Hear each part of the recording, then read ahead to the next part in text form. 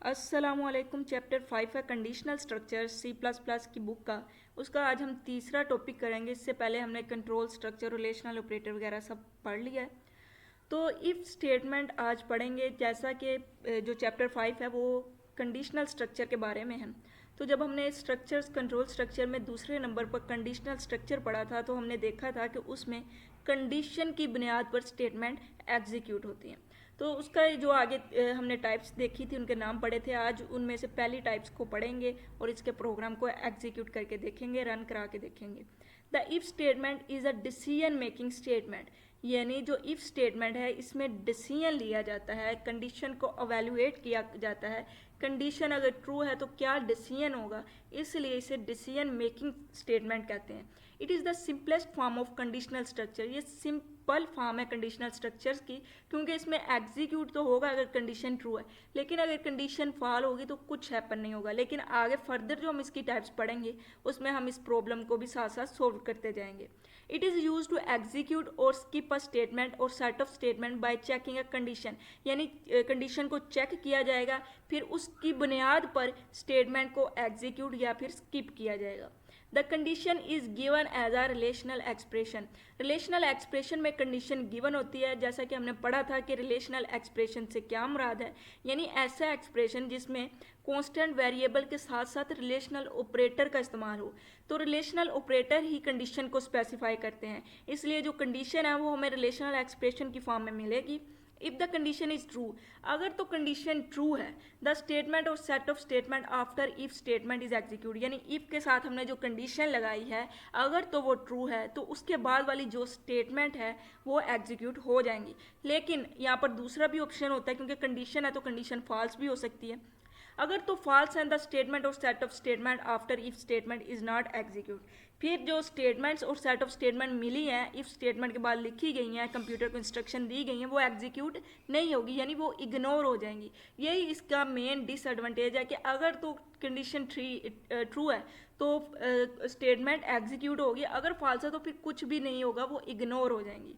यहाँ पर ये इसका सिंटैक्स है, ये देखिएगा इफ़ है, इफ़ के बाद ये कंडीशन लगेगी, हमेशा इफ़ के साथ ही कंडीशन लगती है। आगे भी हम पढ़ेंगे ना, इफ़ के बाद इफ़ एल्स इफ़, उसमें भी इफ़ के साथ ही कंडीशन लगेगी, एल्स के साथ नहीं लगती। इफ़ के साथ कंडीशन लगती है और कंडीशन के बाद कभी भी समीकरण नहीं आते। उसके बाद आ जाती है स्टेटमेंट, स्टेटमेंट के बाद ये टर्मिनेटर होता है, ये समीकरण लाजमी आते हैं, अदरवाइज ये सिंटैक्स एरर हो जाता है। इफ़ के बाद कंडीशन, कंडीशन अवेल्युएट होगी। यहाँ पर ज़रा देखिएगा, गौर कीजिएगा, इफ़ है, इफ़ के बाद कंडीशन है, कंडीशन स्पेसिफाई होगी एज अ रिलेशनल ऑपरेटर की मदद से, वो हमें गिवन होगी। उसमें हम देखेंगे, अगर वो कंट्रोल देखेगा, कंप्यूटर देखेगा जब प्रोग्राम रन होगा, अगर तो कंडीशन ट्रू है तो इसके बाद जो लिखी गई ये स्टेटमेंट है वो एग्जीक्यूट हो जाएगी। लेकिन अगर कंडीशन फॉल्स है तो ये स्टेटमेंट एग्जीक्यूट नहीं होगी। अगर ये नहीं होगी तो इसके अलावा कुछ है नहीं, तो वो इग्नोर हो जाएंगी। The above syntax is use for single statement, यानी अगर आपने इफ़ के बाद सिर्फ एक स्टेटमेंट एग्जीक्यूट करवानी थी, एक ही स्टेटमेंट लिखी गई है, फिर ये वाला सिंटैक्स इस्तेमाल होगा। A set of statement can also be made conditional, हो सकता है कि इस कंडीशन के बाद बहुत ज़्यादा स्टेटमेंट आपने एग्जीक्यूट करवानी हो।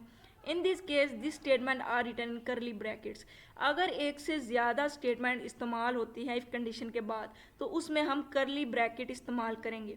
The set of statement is also called compound statement, जो स्टेटमेंट का सेट है, यानी एक से ज़्यादा अगर स्टेटमेंट है उसको हम करली ब्रैकेट में लिखेंगे, उसका सिंटैक्स ये होगा कि वो करली ब्रैकेट में आएगी, और उसको हम कंपाउंड स्टेटमेंट कहेंगे।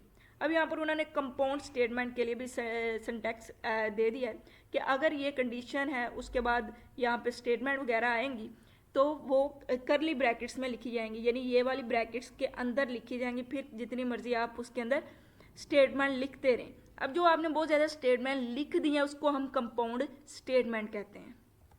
ये देखें, अब वो स्टेटमेंट आ रही है, उसके बाद ये करली ब्रैकेट क्लोज होगी। तो ये जो स्टेटमेंट एक से ज़्यादा इस्तेमाल होंगी, ऐसे स्टेटमेंट में का सिंटैक्स में करली ब्रैकेट का इस्तेमाल होगा, और इन स्टेटमेंट को हम कंपाउंड स्टेटमेंट कहेंगे। यही उसने बस इसमें बताया है। यहाँ पर ज़रा फ्लो चार्ट पर आप देखें क्या हो रहा है। यहाँ पर एक कंडीशन है, ये देखिए, इसका भी एक एंट्री पॉइंट होता है और एक इसका एग्जिट पॉइंट होता है, इससे ज़्यादा नहीं हो सकते। एक ही एंट्री पॉइंट होगा, एक ही एग्जिट पॉइंट होगा। जैसे कंट्रोल एंटर होगा कंडीशन को एवेल्युएट करेगा कि कंडीशन भाई ट्रू है कि फॉल्स है, ऐसा होगा। अगर तो कंडीशन ट्रू है तो क्या होगा, ट्रू के बाद वाली स्टेटमेंट हो जाएंगी एग्जीक्यूट। अगर फॉल्स है तो सीधा कंट्रोल बाहर मूव कर जाएगा, कुछ भी एग्जीक्यूट नहीं होगा, नथिंग हैपन। और अगर ट्रू है तो स्टेटमेंट एग्जीक्यूट होंगी और उसके बाद बाहर को मूव करेगा कंट्रोल। अब देखें यहाँ पर इसकी कोई लेमिनेशंस भी हैं, यानी इसको लिमिटेड कर देता है सिंपल इफ स्टेटमेंट को जो हम यूज़ करें।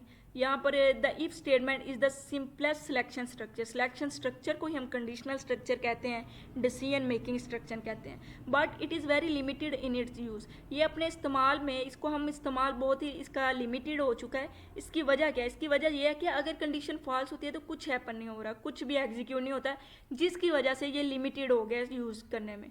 The statement of statement is execute if the condition is true. अगर तो कंडीशन ट्रू है स्टेटमेंट एग्जीक्यूट हो रही है, लेकिन अगर कंडीशन फॉल्स है तो कुछ भी हैपन नहीं हो रहा, जिसकी वजह से ये लिमिटेड हो गया यूज़ करने में। A user may want to, अब यूज़र की ये भी तो हो सकती है उसकी रिक्वायरमेंट, एग्जीक्यूट वन स्टेटमेंट और set of statement is if the condition is true. ये तो यूज़र की रिक्वायरमेंट को पूरा कर रहा है भाई, स्टेटमेंट या सेट ऑफ स्टेटमेंट को एग्जीक्यूट करेगा simple if statement if condition true होगी। लेकिन अगर कंडीशन फॉल्स है और यूज़र चाहता है कि फॉल्स होने पर भी दूसरी स्टेटमेंट या सेट ऑफ स्टेटमेंट एग्जीक्यूट हो, तो इधर आकर इसका काम नहीं होता, ये काम नहीं कर सकता कि फॉल्स होने पर भी कंडीशन को एग्जीक्यूट करें। In this situation simple if statement can not be use effectively. अब ऐसी सिचुएशन यहाँ पर यूज़र की रिक्वायरमेंट है कि अगर कंडीशन ट्रू है तो ये वाली स्टेटमेंट एग्जीक्यूट हो, अगर कंडीशन फॉल्स है तो ये वाली स्टेटमेंट एग्जीक्यूट हो।